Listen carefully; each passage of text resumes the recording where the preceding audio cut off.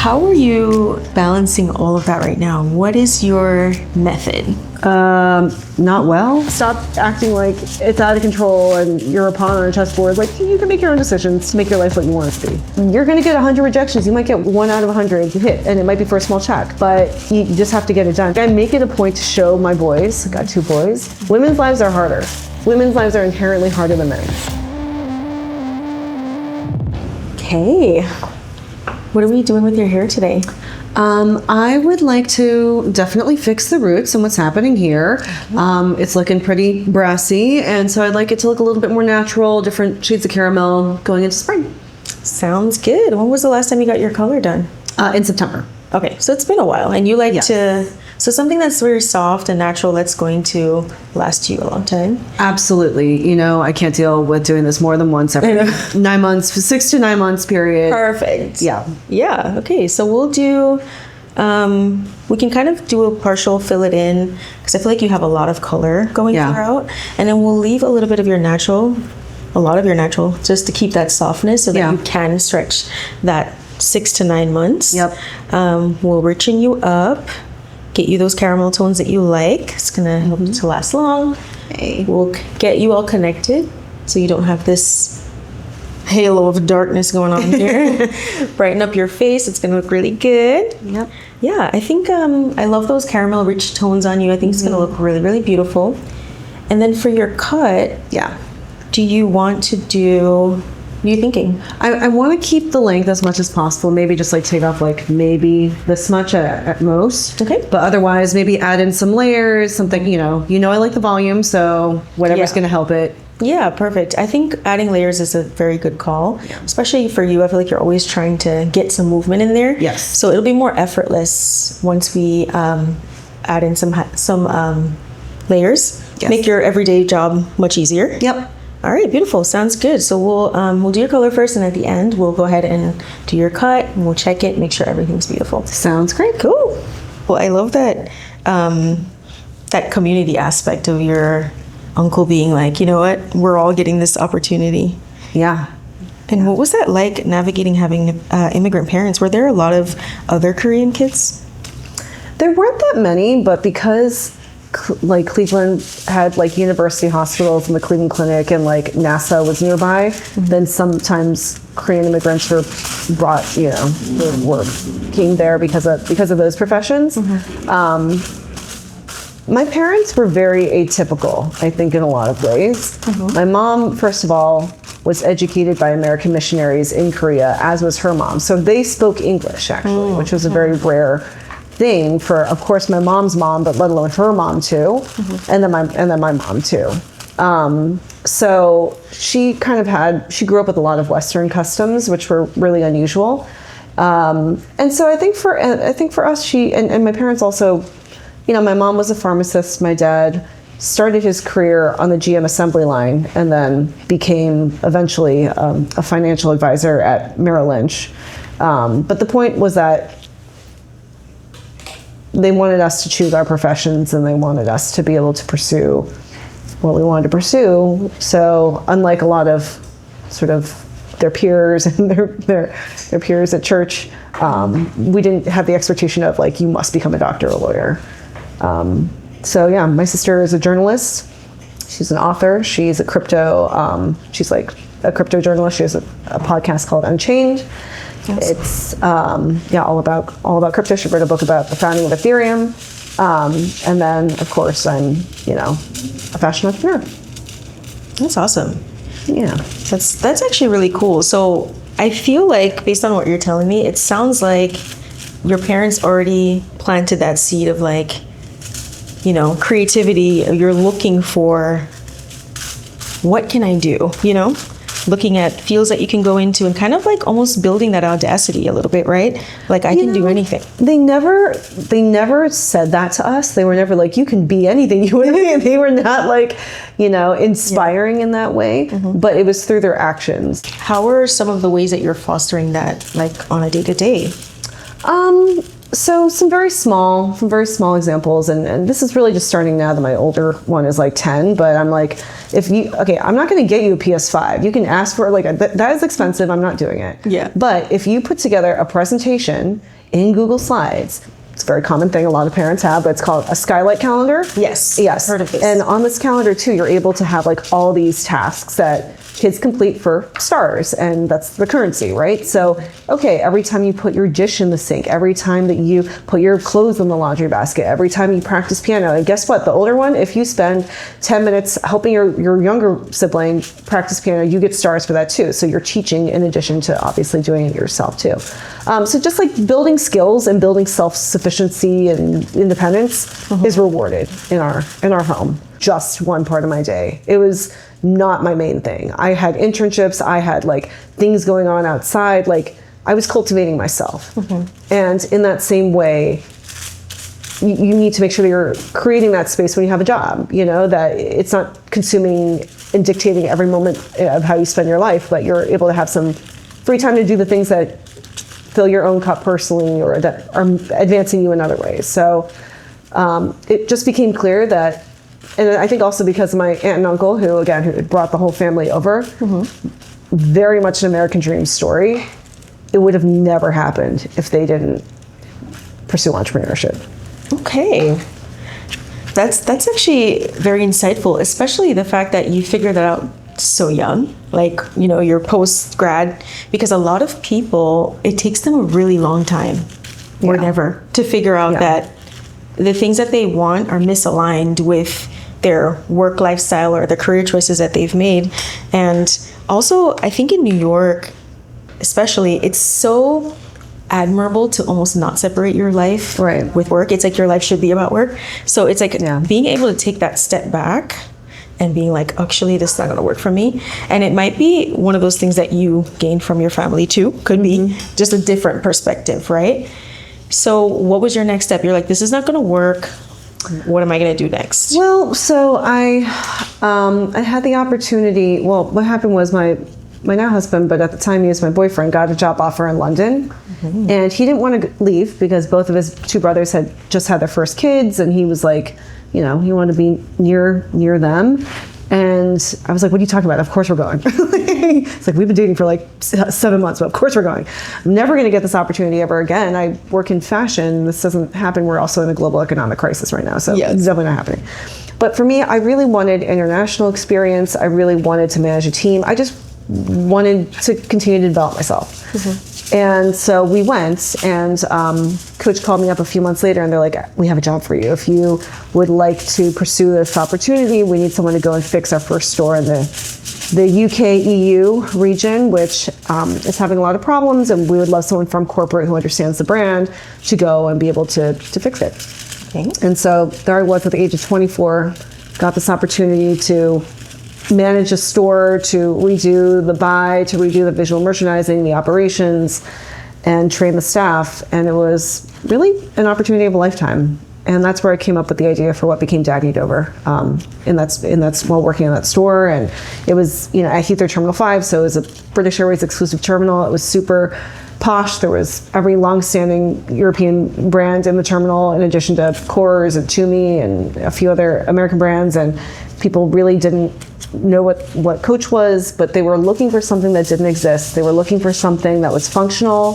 that could withstand all different types of weather, right? Like leather bags, for example, didn't really make sense. Something that was lightweight, that could go from this trip to the office to a night out, and that looked modern. And that's where the idea for Dagne Dover was born of, I want to create a brand that's hyper functional, but that looks great and actually looks like my generation. So that was 2009 at the time. And I definitely was not someone who wanted to carry big logos. I definitely was not someone who wanted everyone to know where I got something or how much it cost, or I wanted the design to speak for itself. So it was really made for me and my peers who felt that way. So were you in design at that time? No, I was not. Prior at Coach Corporate, I was in wholesale. So I managed those businesses, but then I went back to business school after I came up with this idea at the airport. And I went back to business school to execute on this idea. Wow. So what happened when you went to business school? So during that time, I actually came up with a different business idea, and I was starting to pursue it, but it was extremely technical, and I was like, I am not a technical person. Going back to the bags, I know I can do the bags well. So I started doing focus groups and tests and surveying, and I was really looking for my co-founders. I knew I didn't want to be a solo founder. Like, there's so many things that go into building any business, but let alone a physical goods business, that I knew I wanted to have a 3-person co-founding team. I wanted someone on the business side with me who was much more analytical. My previous experience was much more front-facing. And then I wanted someone who was the designer, who people could connect with emotionally. And that was what I felt was really missing. You know, when I was looking at brands, like Michael Kors is like this older dude. Like, I don't feel connected to him. You know, like what does Coach stand for? What's it mean? Like, I want to identify myself in the designer for a brand. So I literally found Jessie on the Parsons website. She was an accessories designer, and she had won the Coach Accessories Design Competition when she was a student there. And then Deepa and we've known each other since we were 23, 22 in New York, just through friends, but she was also a year behind me at Wharton, so she was in one of my first focus groups, and yeah, Nice. that's how we all know each other. I love that you wanted to make it sort of like a community effort, if that made sense. Like, you felt like, you know, I don't want to hog this idea. I want it to be something that's more collaborative. Yeah, I think it's just really important when you're establishing a business about, like, what are the components that are going to make this the most successful.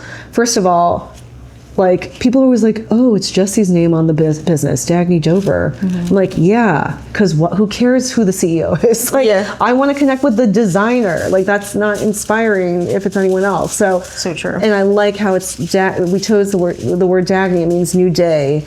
And Dover being Jessie's last name, it's alliterative. It's 5 letters, you know, symmetrical with another 5 letters.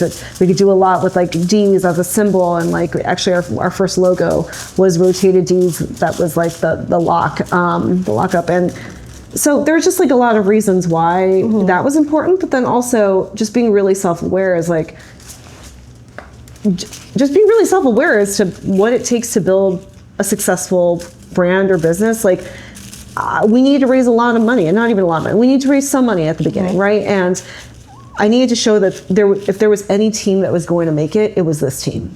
2 Wharton MBAs, 1 Parsons designer, 1 designer who had won the Coach Accessories Design Competition, and then between, like, me and Deepa on the business side, we'd covered, like, almost every, you know, many parts of the business side of retail. Can you get a stronger team than this? No, I don't think so.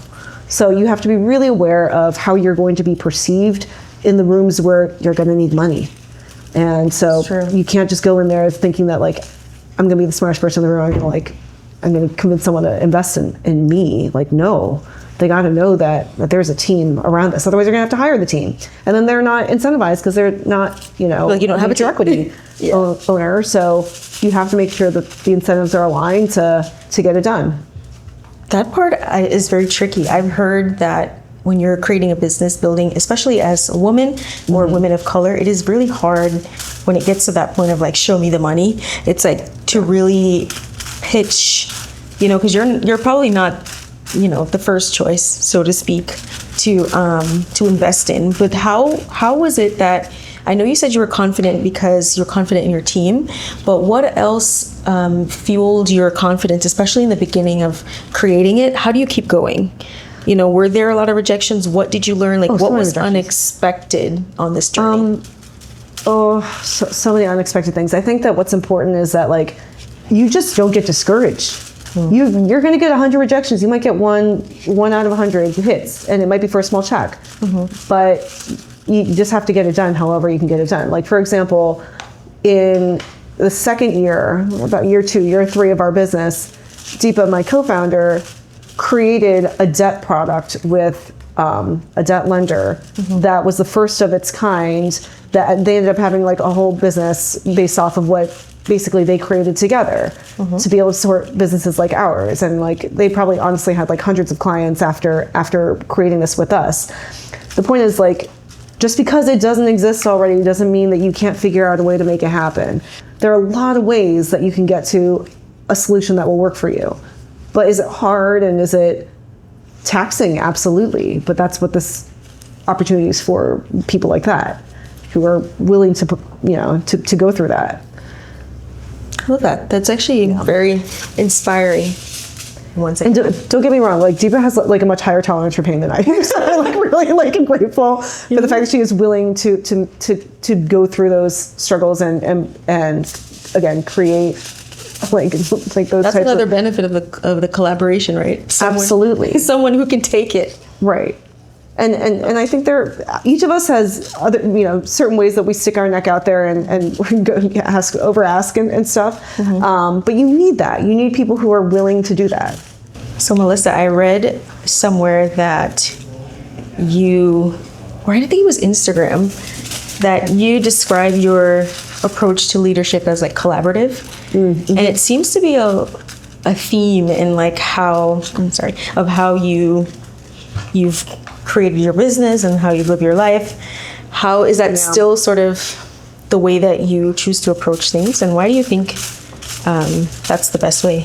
Yeah, I feel like we grew up in an era of like a lot of male founders being like very authoritative, like authoritarian, and all sorts of bad behavior that goes along with that. And I think also part of it's honestly a little gendered, where as women we talk a lot, we share our feelings, we like want to kind of over process and over analyze everything to make sure we're making the best decisions, and that has served us very well. 3 different perspectives. Deepa's much more analytical than myself. Jesse's a pure creative, and then I'm somewhere in between, where I'm certainly not a designer, I'm certainly not creative, but I'm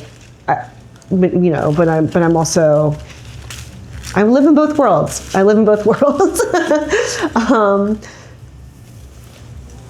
And I think that's one of the biggest strengths of our company, is that we don't think similarly. We have a little bit of a similar lens in which we're approaching things, but enough healthy discourse before we pursue anything that it's never just like, for example, a lot of founding companies are like 2X consultants. That's just not the perspective that we're coming in with. So the more discourse that there is around making any decision, the better.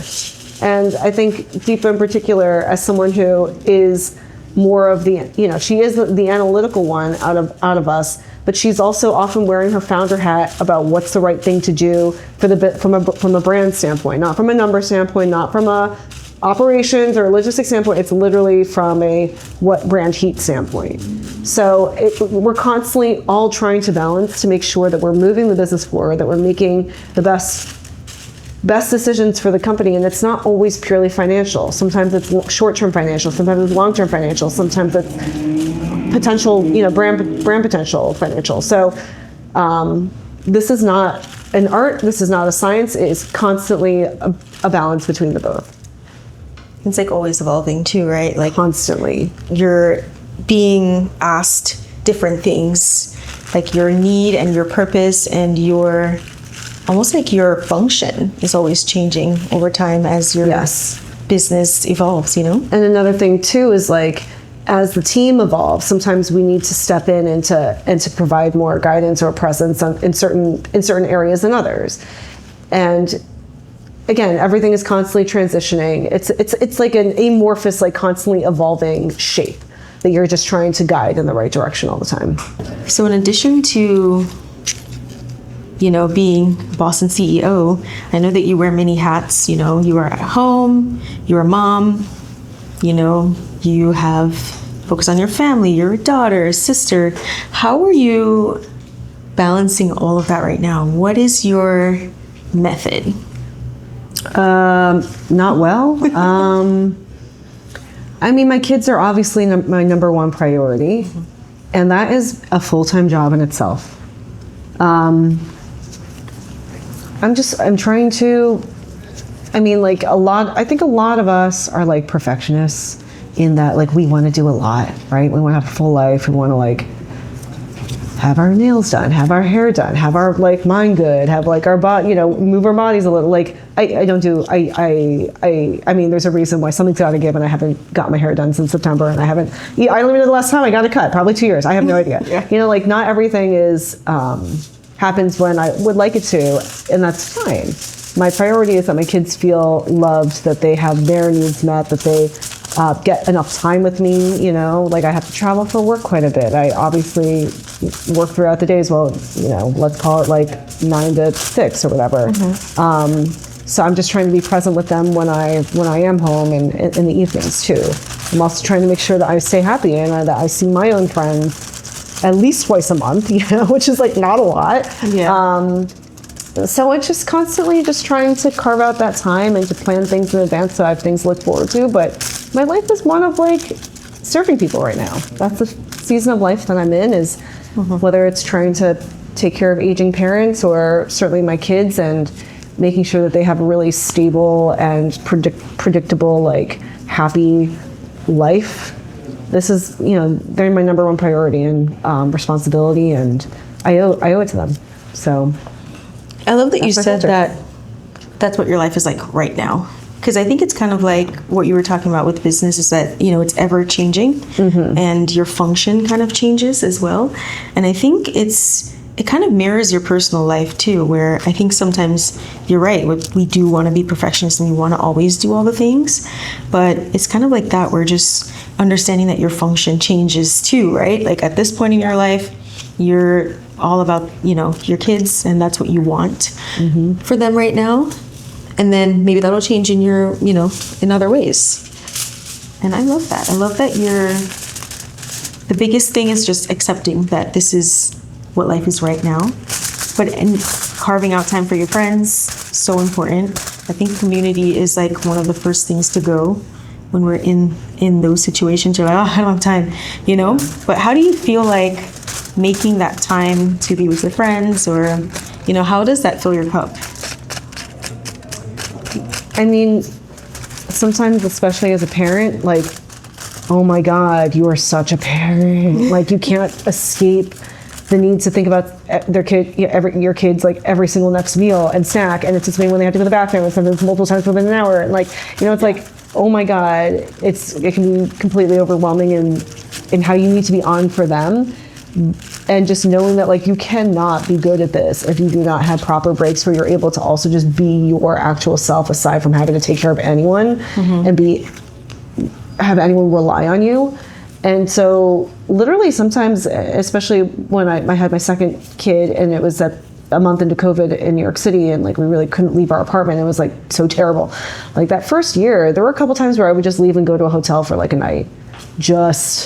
Ultimate luxury, right? Yeah, but like, just to sleep. I can't stand the sound of like all the stimulants in the home that are needed to just run a family. I need literal silence and no one asks me for anything for 24 hours. So kind of just being able to articulate what you know you need for a reset. And sometimes your reset is real short. Sometimes that's it. You know, that you don't get a real break. Yeah. But I think that there are ways, and you just have to constantly try to find the ways that will get you, even if it's 15 minutes of feeling like you can breathe. Whether it's going into your closet, turning the lights down low, and like just like doing breathing exercises, or even just taking a bath at night. Just taking a bath and being like, this is sending a signal to my body to relax. You do not have to be like going nonstop. You're not being chased by a tiger right now. Just relax. And doing that every night with the lights low, or reading a book, something I certainly didn't do for years. Just do something to send cues to your body that like you're trying to take care of it, I think is really helpful. And I always remind myself whenever I'm like extremely overwhelmed with everything, I'm like, I chose this life. I could have chosen a simpler situation, but I choose to want to have all these friends, and I choose to want to, go to concerts, or try to take trips, or try to do things that are fun. I chose to have these children. I chose to have a full life, and I wouldn't have it any other way. I'd be so bored if I didn't feel happy and grounded and regulated. But like, no, if I care about what I'm wearing every day, I want it to be like a fashion show, then like this is a person thing. So stop acting like it's out of control and you're a pawn on a chessboard. Like you can make your own decisions to make your life what you want it to be. That is so important, because I think a lot of us don't feel that way, especially you know, as women, right? Like I think a lot of our wiring is to do that caretaking. Yeah. And also feeling like life tells you what to do and not the other way around. So that's just, you know, it's being that intentional about the decisions that you're making every day. Like choosing to put on, you know, a nice outfit every day. Yeah. Like, you know, what does that do for you? And Exactly. making that your non-negotiable Right. for a reason, Right. you know? Do you care so much about how it makes you feel? Does it enhance them to your day, or is it an obligation? Then maybe you don't need to do that. If you're not getting joy or confidence building or something out of it, then why are you doing it? I also feel that, like, maybe this has nothing to do with what we were just talking about, but Do it. I make it a point to show my boys, I got 2 boys, women's lives are harder. Women's lives are inherently harder than men's. So like I'm gonna point out every time I'm on my period every month and about how I need time to deal with myself, or I have like cramps and I like need medicine. Again, it's not like we all have to do these things, but they exist and they are part of our lives in a way that they're not a part of theirs. So I just want to, you know, it's important to me as a parent to point that out to my sons so that they're not like oblivious boys as they grow up and into this world, and hopefully they become good friends and good life partners and just supportive of women in general. I think you're doing a great job, because I think, especially now, I think empathy is not really built into the way that we've raised a lot of boys, Yes. which is so strange. It's such a simple thing, but it's shown that the men severely lack empathy. Yeah. But I think one of those things is that you're doing is wonderful, is to help them understand, put themselves in someone else's shoes. Like, okay, this is tricky. This is a time that my mom has to deal with this, and how do I show up for her? Just practicing how to show up for other people is so important. And also for you, being honest. 1,000%. Why should About how we you try to be feel. a hero about anything? Yes. That is serving literally no one, in particular the next generation of 100%. boys in particular. Yeah. You're always honest with Oh, I'm not gonna. Yeah, exactly. I don't want to be a complainer, but also I'm not gonna be like, fine. Meanwhile, I'm dealing with like 10 chaotic things, and I'm just not gonna talk about them. Like, No, I'm the same way too, and I feel like I always see the change sometimes on people's faces. They're like, "Oh, you didn't just say you were okay," and I'm like, Like, "I'm not what's the okay." point of Yeah, I'm like, I just pretending? literally cannot. there's Like, literally no point. There's no point. Like, that's You're a fake friendship then. If you're like, It's true. It you also know. doesn't serve other people, because you're Exactly. not. I had to learn that too the hard way. It doesn't give them an opportunity, Right, to share in the show up for vulnerability. you. Exactly. Exactly. I'm fine. I'm doing great. It's kind of like people are like, I hate small talk, especially with like people at school. I'm like, okay, but you're an active participant in the small talk then. Exactly. Like, don't do it. Don't do it. That's why we go big talk. How are Exactly. you? Terrible. Exactly. I'm having an awful Get day. straight to the meat. Exactly. No one wants to hear about how your weekend was. We want to hear about the real stuff. Like, what's bothering you? Exactly. Like, what are you learning right now? I mean, that's a good question for you too. What are you learning right now? What am I learning right now? I think what I'm learning right now is that, like, I cannot control everything, and sometimes you gotta let people make their own mistakes and or just make their own choices. I might think they're mistakes, but they're other people's choices. And it is not on me to try to control for the best outcome for every single person that I care about. That's a big one. Yeah. That is a really, really big one. And I think you even open up my perspective as well, where I'm like, yeah, you know what? You're right.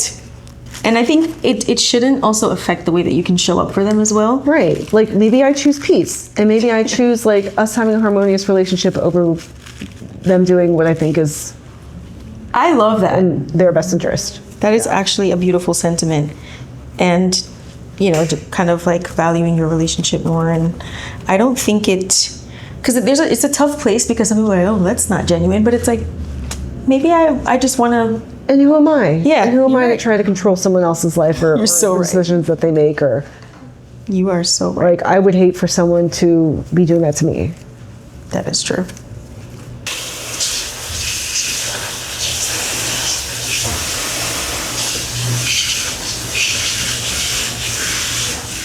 Is the temperature okay for you? Yeah.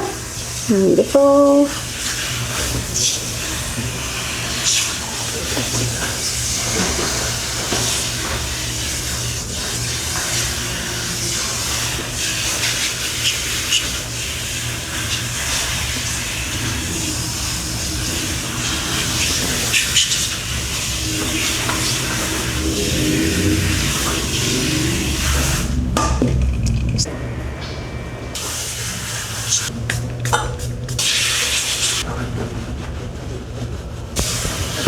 What's your hair routine right now? Yeah. So right now I'm big on efficiency. Okay. I'm big on like, I want to do my hair every 3 days and no more.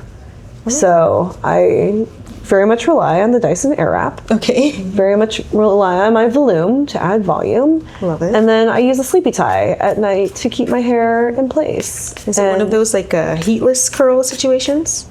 Kind of, I guess. It's like literally a glorified scrunchie. Okay. But it keeps a Dyson hair Airwrapped and or blowout type of shape while you sleep.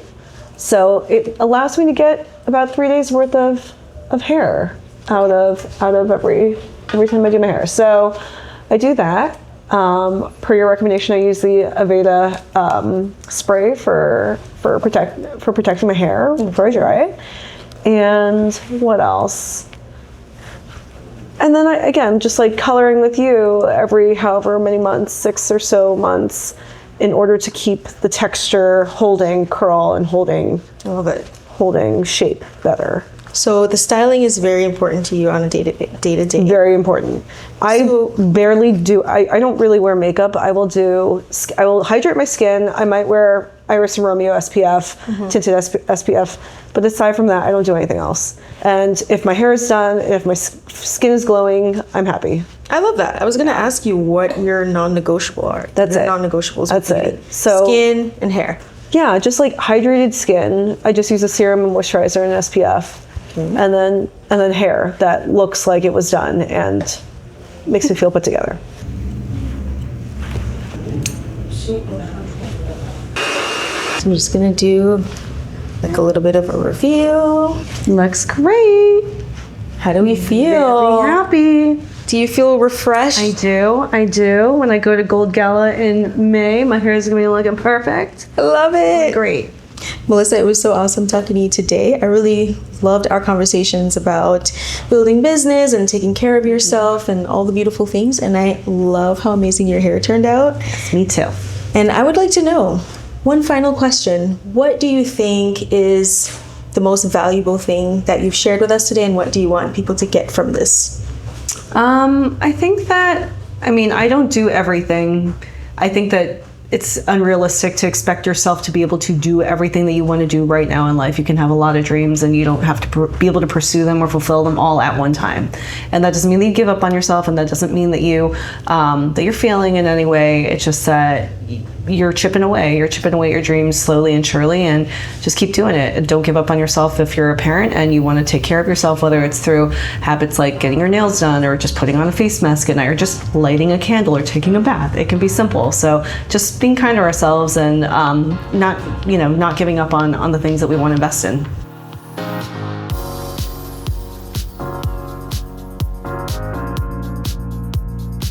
So that was our episode with Melissa Shin Mash. We talked a lot about self-care and building a brand, finding the audacity. I hope that you guys found a lot of value in it. I really, really loved chatting with her, and thank you for watching. This is Vivid with Sadé.